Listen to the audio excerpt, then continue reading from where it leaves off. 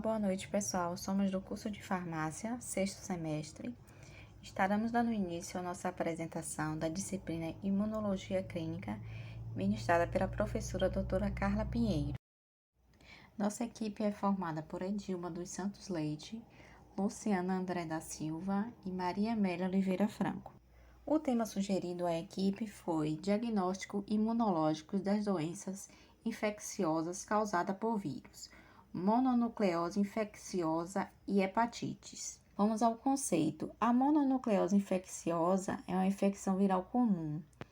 O Epstein-Barr é um vírus membro da família do vírus da herpes.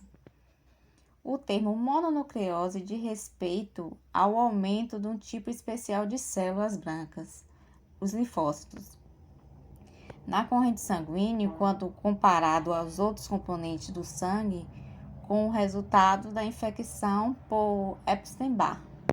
Vou falar um pouco sobre os ensaios sorológicos para diagnosticar infecções agudas por hepatite ou estabelecer o estado imunológico. O diagnóstico de hepatites virais é um conjunto que envolve epidemiologia, clínica e achados laboratoriais. Desta forma, é crucial ter exatidão durante a leitura deste diagnóstico. As do tipo A e E só se manifestam de forma aguda e o paciente elimina o vírus do organismo depois da crise. Mas os tipos B, C e D podem se tornar crônicos e pedem mais atenção dos órgãos de saúde do mundo. Marcadores sorológicos. Em caso de hepatite aguda, deve-se avaliar a faixa etária do paciente, as histórias pregressas de hepatites virais ou icterícia e a presença de fatores de risco, como o uso de drogas injetáveis, prática sexual não segura, contato com pacientes portadores de hepatite. Recomenda-se, em caso de suspeita de hepatite aguda, a pesquisa inicial dos marcadores sorológicos, dos antígenos e anticorpos das hepatites A, B e C total, caso haja justificativa com base na história clínica. A necessidade desta pesquisa de marcadores adicionais pode ser orientada pelos resultados iniciais já examinados, pelo menos 2 semanas após a emissão do laudo, que é o tempo necessário para elucidar eventuais dúvidas ou complementar algum exame referente à amostra. O clínico, no entanto, deve lembrar-se de que as apresentações atípicas comumente ocorrem e que o diagnóstico não deve depender de nenhum achado epidemiológico, clínico ou laboratorial único.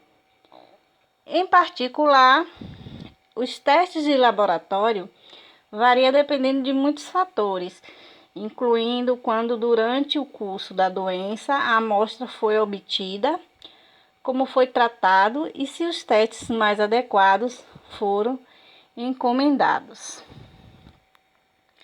Para um diagnóstico imunológico, existe a detecção de imunidade adquirida naturalmente. No caso da hepatite A, essa imunidade é estabelecida pela presença do antígeno IgG e o antígeno total positivo e o IgM negativo. Este padrão sorológico é indistinguível da imunidade vacinal. Para a hepatite B, esta imunidade ela é estabelecida pela presença concomitante do antígeno hepatite B, BC e IgG ou total. Eventualmente, este anti-hepatite BC pode ser o único indicador da imunidade natural detectável sorologicamente, pois o nível pode se tornar com o tempo indetectável. Para a hepatite C, a pessoa infectada pelo vírus, ela apresenta sorologia reagente por um período indefinido, porém este padrão não distingue se houve resolução da infecção ou consequente cura. ou se a pessoa continua portadora do vírus. E tem também a detecção da imunidade pós-vacinal. No momento já existem as vacinas contra a hepatite A e contra a hepatite B. Para a hepatite A, são suscetíveis à infecção pelo vírus pessoas sorologicamente negativas para o IgG, e a vacina contra a hepatite A induz a formação do antígeno, IgG. Para a B, são suscetíveis pessoas com perfis sorológicos negativos concomitante. A vacina contra a hepatite B tem como imunizante o HBsAg, que é produzido por técnica do DNA recombinante, induzindo, portanto, a formação do antígeno HBs isoladamente. A imunidade conferida pelas vacinas contra a hepatite A e B é duradoura e específica. Os filhos de mães imunes podem apresentar imunidade passiva e transitória durante os primeiros 9 meses de vida. Bom, a hepatite viral é uma das principais causas de morte no mundo. É uma doença do fígado causada pelo vírus do mesmo nome. Segundo dados da OMS, Organização Mundial de Saúde, quase 1 de cada 3 habitantes do planeta está infectado pelo vírus da hepatite B. E 1 de cada 12, que são mais de 520 milhões de pessoas, possui infecção crônica pelos tipos B e C da doença, a principal causa de câncer de fígado, que corresponde a 78% das pessoas infectadas. A hepatite A e E são transmitidas através da ingestão de água e alimentos contaminados ou contato direto com pessoas infectadas. Ela pode causar doença crônica no fígado e levar à morte na fase aguda. O vírus da hepatite B, ele é transmitido pelo contato com o sangue ou também por fluidos corporais de uma pessoa infectada, sendo até 100 vezes mais infecciosos que o vírus HIV. Esse tipo representa um risco especialmente para as pessoas que trabalham com atendimento hospitalar, sendo a variação mais grave da doença pode levar à morte por cirrose hepática e câncer no fígado. O diagnóstico imunológico da hepatite A. A hepatite A tem um período de incubação de aproximadamente 4 semanas. Sua replicação é limitada no fígado, mas o vírus está presente no fígado, bile, fezes e sangue durante o período final de incubação e na fase aguda pré-ictéria pré-sintomática da doença. Entretanto, é necessário ressaltar que na hepatite aguda, com a ictéria clínica com níveis de bilirrubina sérica estão acima de 2,5 mg por mdl e a alanina sérica, aminotransferase, é mais de 10 vezes o limite superior do normal. Em relação à detecção de anticorpos anti-HAV no soro, o plasma é importante no diagnóstico de infecção, uma vez que o vírus da hepatite A está presente em sangue de maneira não duradoura durante o período de incubação. Os anticorpos IgM contra HAV são geralmente detectáveis 5 a 10 dias antes do início dos sintomas e podem persistir por até 6 meses. Os anticorpos IgM anti-HAV indicam infecção aguda. Os anticorpos IgG contra HAV tornam-se o anticorpo predominante durante a convalescência e a permanência detectável indefinidamente. Anticorpos anti-HAV totais, IgG e IgM, ou IgG específico, mais anti-HAV, IgM negativo, indicam imunidade à hepatite A devido à infecção anterior ou à vacinação. O diagnóstico imunológico da hepatite B, os exames laboratoriais duram a fase aguda, revelam elevações nos níveis de alanina e aspartato aminotransferase, valores de até 1.000 a 2.000 unidades internacionais. A concentração de bilirrubina sérica pode ser normal em pacientes com hepatite anictérica O tempo de protobina é o melhor indicador de prognóstico. Dessa forma, é preciso estar atento a esta última. Observando os casos clínicos, nota-se que em pacientes que se recuperam, a normalização das aminotransferases séricas geralmente ocorre em 1 a 4 meses, ao passo que uma elevação persistente de ALT sérica por mais de 6 meses indica uma progressão para hepatite crônica. Também é necessário estabelecer se a pessoa está na fase de infecção HBIAG positiva ou HBIAG negativa. Embora ambos requerem monitoramento por toda a vida, pois a condição pode mudar com o tempo. Em pessoas com HBC, um resultado positivo de HBIAG geralmente indica a presença de replicação ativa de HBV e alta infectividade. Pode ocorrer melhora espontânea após soroconversão positiva para HBsAg anti-HBs, com diminuição da replicação do HBV e normalização dos níveis de ALT. Isso confere um bom prognóstico e não requer tratamento.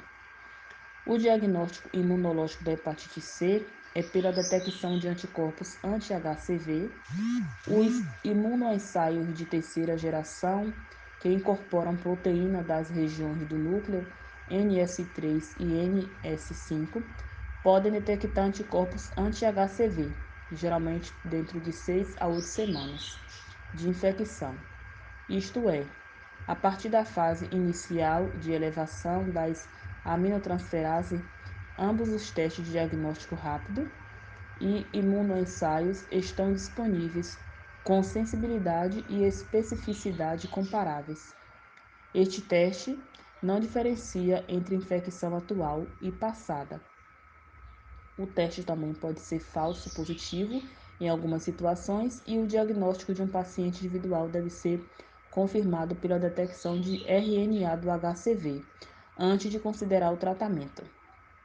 Uma vez que os anticorpos anti-HCV de uma mãe infectada podem persistir em crianças menor que 18 meses de idade, a detecção de RNA do HCV também é usada para diagnosticar a infecção pelo HCV nesta faixa etária, após 2 meses de idade.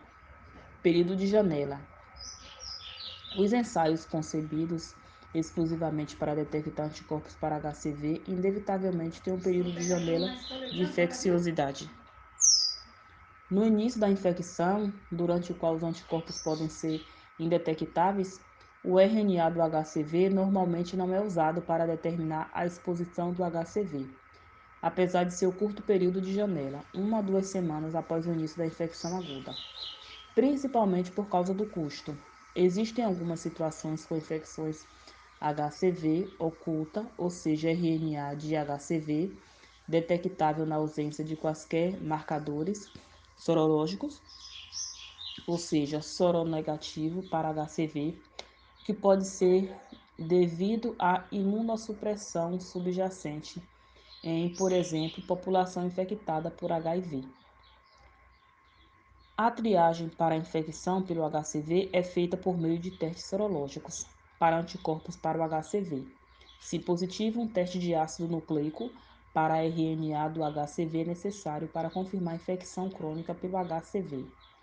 É importante considerar a possibilidade de infecção por outros vírus transmitidos pelo sangue em pessoas infectadas com HCV e oferecer triagem para HPV e HIV, além do HCV. O rastreamento de outras infecções, por exemplo, tuberculose, também é indicado em alguns grupos de risco, como pessoas vivendo com HIV, presidiários e pessoas que injetam drogas. No diagnóstico da hepatite D, a detecção de antígeno HDV é um indicador de infecção aguda. O soro HDAG pode ser detectado por ELISA e radioimunoensaio, mas é menos sensível do que medir o RNA de HDV. O RNA quantitativo de HDV representa o padrão ouro para o diagnóstico de infecção por HDV e é útil para monitorar a resposta do tratamento, especialmente para avaliar uma resposta virológica sustentada que está associada à cura. Os ensaios disponíveis podem não detectar o RNA do HDV e, se o fizerem, os níveis de RNA medidos podem ser dramaticamente baixos do que os níveis reais, especialmente ao medir os genótipos HDV africanos. Este achado é atribuído à diversidade de sequências, causando incompatibilidade de primeiro e, potencialmente, a complexa estrutura secundária do RNA genômico. Novos instrumentos estão em desenvolvimento para melhorar as características de desempenho independentemente do genótipo. A Organização Mundial de Saúde desenvolveu uma preparação de RNA de HDV padrão internacional para servir como controle de qualidade. Além disso, um método de PCR em tempo real quantitativo automatizado disponível comercialmente está disponível em laboratório de referência nos Estados Unidos. O diagnóstico imunológico da hepatite E não são clinicamente indistinguíveis de outros tipos de hepatite viral aguda. O diagnóstico é fortemente suspeito em contextos epidemiológicos apropriados, por exemplo, ocorrência de vários casos com localidades em áreas endêmicas de doença conhecida, em locais com risco de contaminação da água, se a doença for mais grave em mulheres grávidas e se a hepatite A tiver sido excluída. O diagnóstico definitivo da infecção por hepatite é baseado na detecção de anticorpos IgM específico para o vírus no sangue de uma pessoa.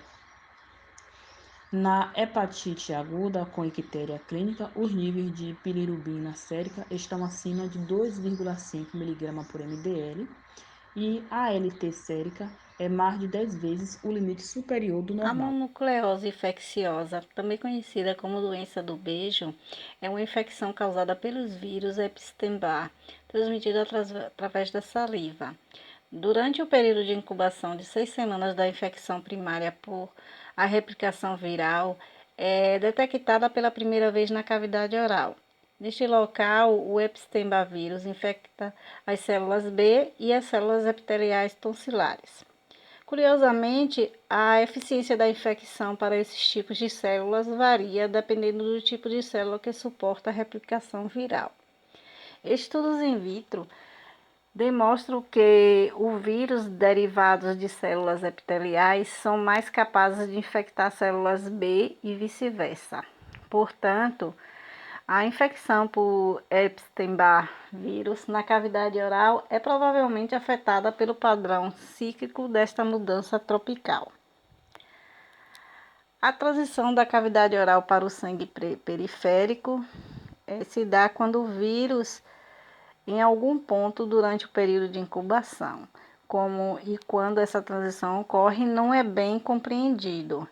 Embora cópias do genoma do Epstein-Barr vírus possam ser detectadas no sangue periférico até 2 semanas do início dos sintomas.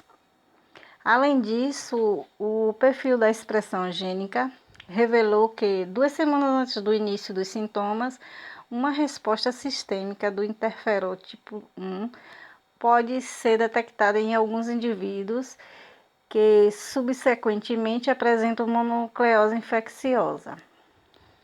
As hepatites e as mononucleoses infecciosas concomitantes, existem estudos de caso que mostram que infecção por Epstein-Barr vírus pode ser complicada por hepatite colestática. Foram demonstradas altas concentrações de anticorpos inibidores da enzima contra a enzima antioxidante manganês superóxido de mustase.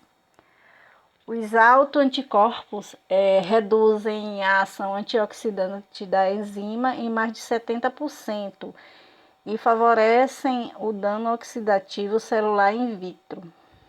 Após repouso na cama por 1 semana sem tratamento adicional, os sintomas melhoram e os valores laboratoriais anormais, incluindo os altos anticorpos contra manganês superóxido dismutase, regridam.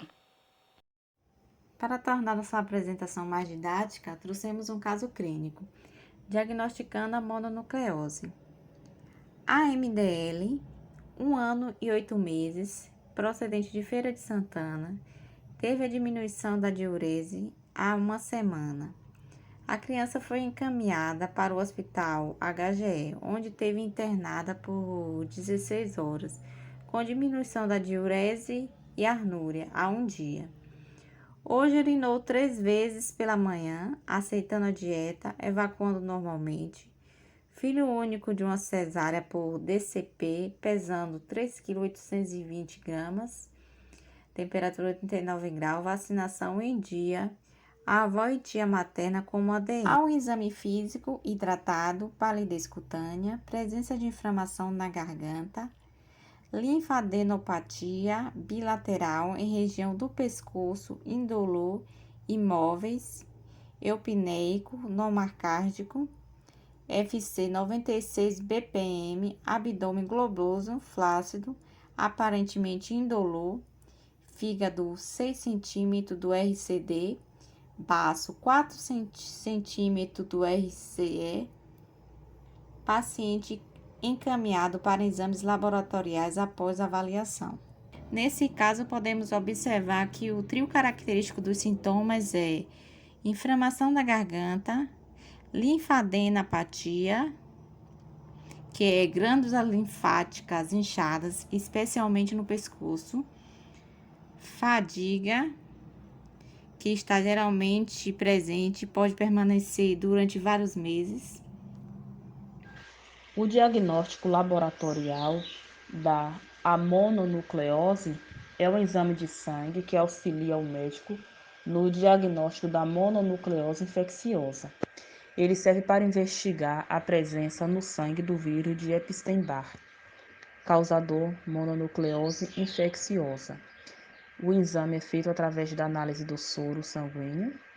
O preparo dele é em jejum antes de fazer o exame, mas não é obrigatório.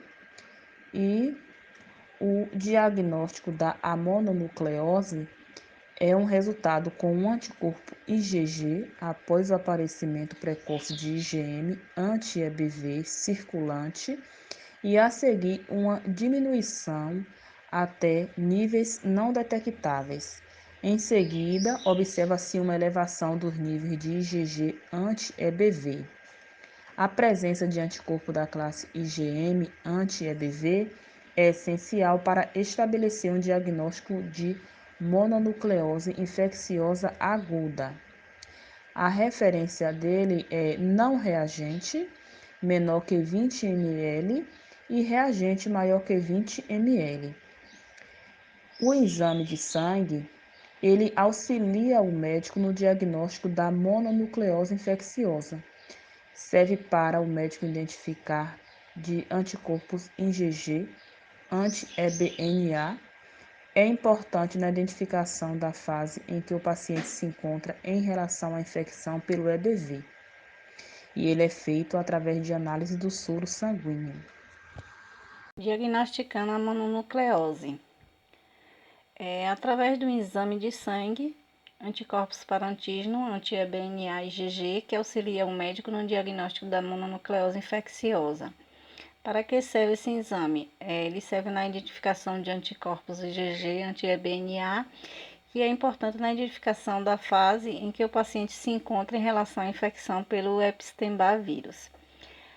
Esse exame ele é feito através de análise de soro sanguíneo e o preparo é recomendado em jejum, mas não é obrigatório.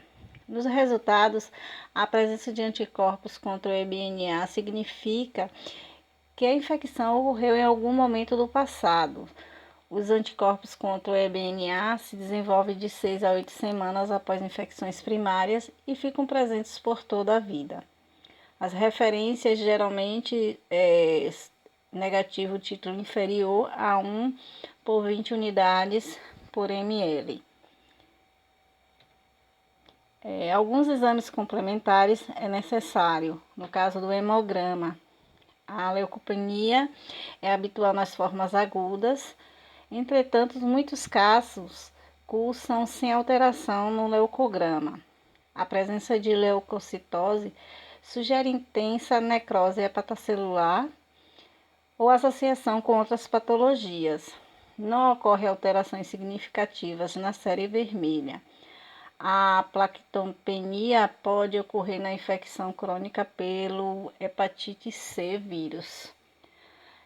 Geralmente nos exames de hemograma, nos achados, a leucocitose é de 10.000 a 20.000, com linfócitos atípicos maiores que 10%, anemia moderada, trombocitopenia.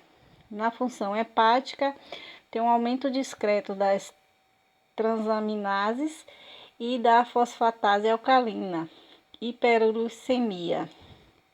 O isolamento do vírus diagnosticado é cultura de saliva ou de células sanguíneas mononucleases, PCR.